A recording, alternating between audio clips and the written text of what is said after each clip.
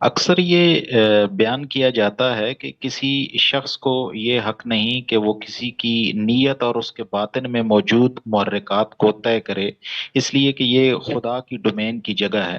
لیکن بعض اوقات نیت اور محرکات کو اگر بر وقت متعین نہ کیا جائے تو وہ بڑے حادثے کا باعث بھی بن سکتا ہے۔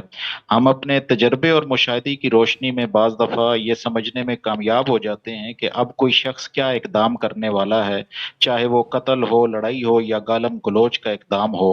ہمارا علم نفسیات بھی اسی سے فائدہ اٹھاتا ہے، اور اسی طرح دوران تفتیش ہمارے تفتیشی ادارے اس چیز سے فائدہ اٹھاتے ہیں۔ تو اس کو بطور اصول پھر ہم کس طرح بیان کر دیتے ہیں، اس کو ذرا واضح فرما ٹھیک ہے، دیں، شکریہ۔ شکریہ جی۔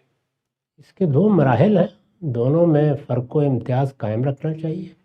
مجھے کسی شخص کے بارے میں اطمینان محسوس ہوتا ہے کہ اس کی نیت ٹھیک نہیں ہے، ظاہر ہے کہ اس کے طرز عمل سے، اس کی زبان سے نکلنے والے الفاظ سے میں اندازہ لگاتا ہوں۔ یہ اندازہ بعض اوقات بہت قوی ہوتا ہے، یعنی اتنے زیادہ قرائن ہوتے ہیں کہ بالکل ہی طے ہو جاتا ہے ذہن میں کہ یہ شخص بدنیت شخص۔ اس کے بعد آپ کو کیا کرنا ہے؟ آپ اپنی حفاظت کا اقدام کریں، یعنی اپنے آپ کو بچائے رکھیں اس کے شر سے، اور جو چیز آپ نے محسوس کی ہے اس کو سامنے رکھ کر جو پرہیز کی تدبیر اختیار کر سکتے ہیں ضرور کریں۔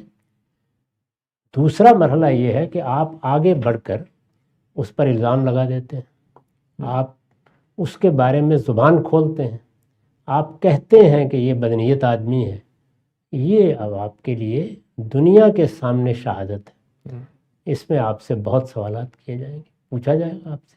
اب آپ شواہد پیش کریں، تو وہ شواہد تو اتنے ہی قطعی، اتنے ہی واضح ہونے چاہیے جو عدالت میں پیش کیے جاتے ہیں، اور جس کے بعد ہمارے قاضی حضرات یہ لکھتے ہیں کہ یہ بیانڈ ڈاؤٹ ثابت ہو گیا ہے۔ اس سے کم تر درجے کی کسی چیز کی بنیاد پر آپ لوگوں کی نیت یا محرکات کے بارے میں زبان نہیں کھول سکتے۔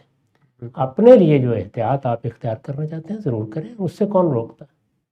مگر کبھی کلیکٹیولی ایک جیسے کوئی گروپ ہے یا کوئی سوسائٹی ہے، اس میں بھی اس طریقے سے پریمپٹیو یہ معاملہ وہاں پر بھی ہوگا، یعنی جو ریاست کے ادارے ہیں ان کو نظر رکھنی ہوتی ہے لوگوں پر، اور وہ نظر رکھیں گے تو یہ دیکھیں گے کہ کسی کے طرز عمل سے یا وہ جو معاملات کر رہا ہے اس سے کوئی خطرہ تو نہیں قوم، ملک کو یا لوگوں کی جان مال آبرو کو لاحق۔ وہ بھی احتیاطی تدبیریں کریں گے۔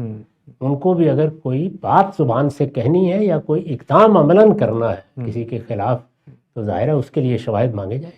ٹھیک، بہت شکریہ، بہت شکریہ سر، بات واضح ہوئی۔